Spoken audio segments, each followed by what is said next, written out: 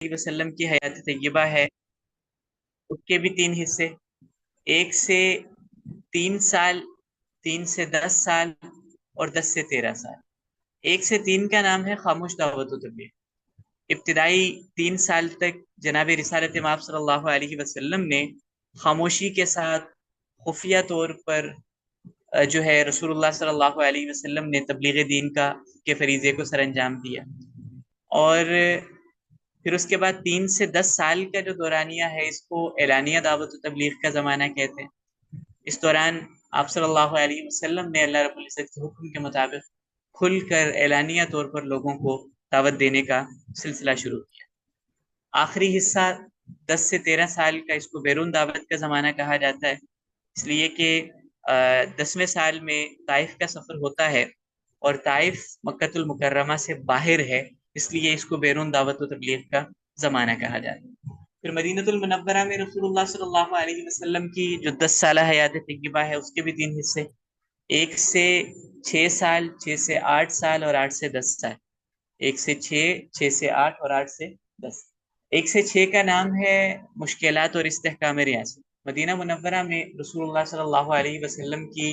جو ابتدائی زندگی کے ایام ہیں، تقریباً 6 سال کا زمانہ، یہ اس کو شبہ المکہ کہا جاتا ہے، کہ جس طرح مکہ المکرمہ میں مسلمانوں کو بہت سی مشکلات کا سامنا رہا، بہت سی آزمائشوں سے مسلمانوں کو گزرنا پڑا، تو یہاں مدینہ منورہ کے ابتدائی چند سالوں میں بھی ہم دیکھتے ہیں بہت سی مشکلات مسلمانوں کو جھیلنا پڑتی ہیں۔ یہاں بڑے بڑے غزوات اسی دوران ہوتے ہیں، غزوہ بدر ہے، غزوہ احد ہے، خندق ہے، بنو قریظہ ہے، بنی المصطلق ہے، پھر اسی طرح حادثہ بیر معونہ ہے، واقعہ رجی ہے، حادثہ رجی ہے۔ اس طرح کے بڑے بڑے اہم واقعات اور بڑے بڑے جو واقعات، جو مشکل ترین واقعات ہیں، غزوات ہیں، وہ سارے کے سارے اسی دوران ہوتے ہیں۔ لیکن یہ جو مشکلات ہیں جس کو رسول اللہ صلی اللہ علیہ وسلم جھیل رہے ہیں، آپ کے صحابہ جھیل رہے ہیں، وہ مشکلات برائے مشکلات نہیں تھی۔ یہ نہیں تھا کہ جی مشکل ہی مشکل ہے، اس سے کوئی نتیجہ نہیں نکل رہا، اس کا کوئی فائدہ نہیں ہو رہا، ایسا نہیں تھا، بلکہ ان مشکلات کے نتیجے میں ریاست مدینہ کی بنیادیں مضبوط ہو رہی تھیں۔ ہم انشاءاللہ جب مدینہ منورہ کی حیات طیبہ پہ بات کریں گے تو جو ریاست رسول اللہ صلی اللہ علیہ وسلم نے 10 سال کی محنت سے جو ریاست مدینہ قائم کی ہے، وہ انسانی تاریخ کی ایسی شاندار فلاحی ریاست ہے کہ اس جیسی ریاست نہ تو اس سے پہلے کبھی وجود میں آئی اور نہ اس کے بعد کبھی وجود میں آئی۔ یعنی اتنے مختصر وقت میں اتنا انقلابی اقدام کرنا، اتنی انقلابی جماعت کو کھڑا کرنا اور ایسی شاندار ریاست کی بنیاد رکھنا، یہ رسول اللہ صلی اللہ علیہ وسلم کا معجزہ تھا۔ تو وہ جو مدینہ کی ریاست ہے، یہ مشکلات، ان مشکلات کا نتیجہ کیا تھا، ثمرات کیا تھے؟ تو ان مشکلات کے نتیجے میں جو ریاست مدینہ تھی اس کی بنیادیں مضبوط ہو رہی تھی۔ اس کے بعد جو اگلا حصہ ہے 6 سے 8 سال کا، یہ صلح اور خطوط کا زمانہ ہے۔ چھٹے سال میں صلح حدیبیہ ہوتی ہے، اور صلح حدیبیہ کے بعد رسول اللہ صلی اللہ علیہ وسلم نے اطراف عالم کے مختلف بڑے بڑے بادشاہوں کو خطوط لکھ کر اسلام کی دعوت دینے کا سلسلہ شروع کیا۔ چنانچہ ہم اس کی تفصیل پڑھیں گے تو ہمارے سامنے آئے گا کہ ایک ایک دن میں حضور نے 6 6 صحابہ کو بھی خطوط دے کر بھیجا۔ یعنی وہ جو حضور کے خطوط، آپ کے جو مکتوبات ہیں، ان کی اگر مکمل آپ گنتی وغیرہ کی طرف جاتے ہیں کہ وہ تعداد کتنی تھی، تو ڈاکٹر حمید اللہ صاحب مرحوم رحمۃ اللہ علیہ کے مطابق، غالباً مجھے ایگزیکٹ تعداد تو یاد نہیں ہے، لیکن تقریباً 300 یا 280 کے قریب وہ لکھتے ہیں کہ اتنے مکتوبات تھے حضور کے، جو حضور نے مختلف مواقع پر بادشاہوں کو بھیجے، اپنے جو گورنرز تھے ان کو بھیجے، اور دیگر جو لوگوں کو خطوط، آپ قبائل کو خطوط آپ نے بھیجے۔ اور قریب کے ایک عالم ہیں، عرب عالم ہیں، ان کی تحقیق کے مطابق تو تقریباً 550 خطوط ہیں رسول اللہ صلی اللہ علیہ وسلم کے، جو مختلف مواقع پر آپ نے مختلف علاقوں کی طرف بھیجے ہیں۔ تو یہ ان خطوط کی تفصیلات میں ہم انشاءاللہ جب جائیں گے تو ہمارے سامنے بہت سی چیزیں وہ آئیں گی۔ تو 6 سے 8 سال کا دورانیہ یہ صلح اور خطوط کا ہے، اور 8 سے 10 سال کا جو دورانیہ ہے اس کا نام ہے فتوحات اور وفود۔ 8ویں سال میں فتح مکہ ہوئی ہے۔ فتح مکہ کے بعد مختلف وفود وہ رسول اللہ کی خدمت میں حاضر ہوئے ہیں اور انہوں نے آ کر اسلام قبول کیا۔ تو یہ ایک بنیادی خاکہ تھا حضور کی مکمل حیات طیبہ۔ ایک مرتبہ پھر میں دہرا لیتا ہوں، اعلان نبوت سے پہلے 40 سال، 1 سے 12 سال بچپن مبارک، 12 سے 25 سال نوجوانی مبارک، 25 سے 40 سال جوانی مبارک۔ پھر مکۃ المکرمہ میں اعلان نبوت کے بعد کے 13 سال، 1 سے 3 سال خاموش دعوت و تبلیغ، 3 سے 10 سال اعلانیہ دعوت و تبلیغ، اور 10 سے 13 سال بیرون دعوت و تبلیغ۔ پھر اسی طرح مدینہ منورہ کے جو 10 سال ہیں، 1 سے 6 سال مشکلات اور استحکام ریاست، 6 سے 8 سال صلح اور خطوط، اور 8 سے 10 سال فتوحات اور نفوذ۔ تو یہ حضور کی مکمل زندگی کا بنیادی خاکہ اور بنیادی تعارف ہے۔ ہم نے جہاں لاسٹ لیکچر میں ہم نے بات کی تھی، تو ہم نے خاموش دعوت و تبلیغ کے حوالے سے ہم گفتگو کر رہے تھے کہ اعلانیہ دعوت کے بعد 3 سال تک، بلکہ اعلان نبوت کے بعد 3 سال تک رسول اللہ صلی اللہ علیہ وسلم نے اپنی بعثت کے بعد 3 سال تک خاموشی کے ساتھ آپ نے دعوت کا سلسلہ جاری رکھا۔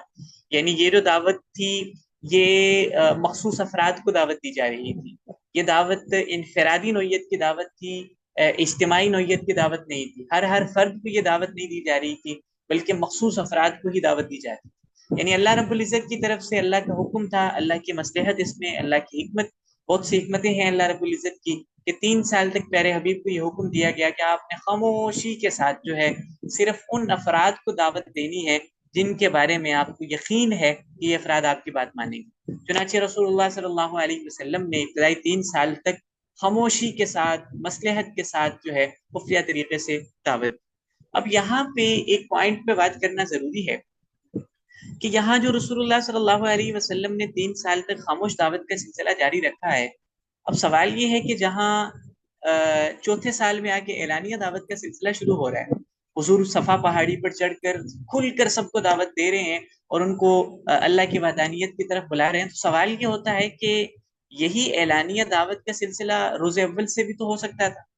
یعنی رسول اللہ کی بعثت کے فوراً بعد بھی تو اعلانیہ طور پر دعوت کا سلسلہ جاری ہو سکتا تھا، لیکن اس میں اللہ رب العزت کی حکمت، اللہ کا حکم تھا۔ تو اللہ کی بہت سی حکمتیں اس میں ہیں۔ ایک حکمت اس میں جو فقہ السیرہ اس کی ہمیں سمجھ میں آتی ہے کہ یہ جو حکم نازل ہوا ہے کہ فَاسْتَعْ بِمَا تُؤْمَرْ وَأَعْرِضْ عَنِ الْمُشْرِكِينَ، اس سے پہلے اسی طرح وَأَنذِرْ عَشِيرَتَكَ الْأَقْرَبِينَ، اسی طرح وَقُلْ إِنِّي أَنَا النَّذِيرُ الْمُبِينُ، ان آیات کے نازل ہونے سے پہلے خاموشی کے ساتھ دعوت کا سلسلہ جاری رکھا۔ یہاں 2-3 باتیں سمجھ لی۔ ایک بات تو یہ ہے کہ یہ جو 3 سال تک اللہ رب العزت نے اپنے پیارے حبیب کو یہ حکم دیا کہ خاموشی سے دعوت کا سلسلہ جاری رکھیں، اس میں حکمت یہ ہے کہ آپ دنیا میں بھی دیکھتے ہیں، دنیا کا ایک اصول ہے کہ جس درخت نے، جس پودے نے تناور ہونا ہوتا ہے، جس درخت نے پھلدار ہونا ہوتا ہے، تو کچھ وقت اس کو زیر زمین رہنا ہوتا ہے۔ وہ ایک شعر کا، معروف شعر کا ایک مصرع ہے نا کہ دانا خاک میں مل کر گل و گلزار ہوتا ہے، تو اپنی ہستی کو مٹا دے اگرچہ کچھ مرتبہ چاہیے، اس طرح کوئی اس کا پہلا مصرع ہے، اور دوسرا مصرع ہے کہ دانا خاک میں مل کر گل و گلزار ہوتا ہے۔ اب دانا جب خاک میں ملے گا، کچھ وقت وہ دانا وہ زیر زمین رہے گا، تو وہ گل بھی بنے گا، گلزار بھی بنے گا۔ یعنی آپ کہیں کہ جی فوراً سے ہی گندم جو ہے وہ اگ کر باہر آ جائے، تو ایسا نہیں ہوگا، اس کو کچھ وقت وہاں زمین میں رہنا ہوگا، وہ کچھ وقت زیر زمین رہے گا، خاک میں رہے گا، تو وہ پھلدار ہوگا، وہ گندم بھی نکلے گی، چاول کی فصل بھی نکلے گی، وہ آپ کے درخت بھی وہ پھلنا پھیلنا شروع کر دیں گے۔ تو یہاں پر بھی اللہ رب العزت نے ان نفوس قدسیہ کو 3 سال تک خاموشی کے ساتھ رسول اللہ صلی اللہ علیہ وسلم کے ذریعے سے ان کی تربیت کرائی ہے، ان کا ایمانی طاقت، ان کو مضبوط، ایمانی اعتبار سے اس قدر مضبوط کر دیا، یعنی ان پر حضور نے مکمل یکسوئی، اور اس کے ساتھ رسول اللہ صلی اللہ علیہ وسلم نے اس چھوٹی سی جماعت پر آپ نے محنت کی، اور صرف انہی افراد کو دعوت دی جن کے بارے میں حضور کا کوئی تعلق تھا، ان سے 2 صحابہ تھے۔ اور اتفاق دیکھیے کہ وہ جتنے بھی افراد تھے، ان افراد میں سے